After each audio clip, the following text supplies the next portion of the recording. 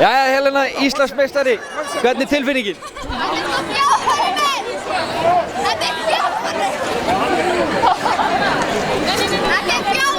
Já, það er eitt stykki brett hún á truflan, það er allt í lagi.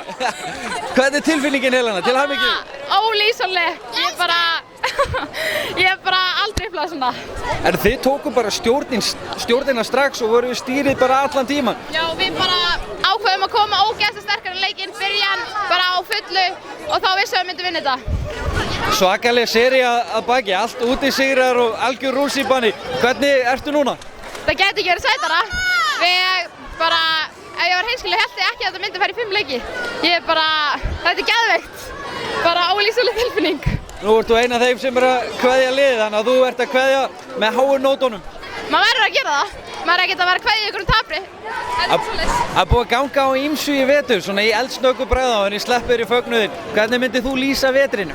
Bara upp og niður, rússíbani, bara alls konar tilfinningar en endum að vinna þetta, það er alltaf síðustu máli.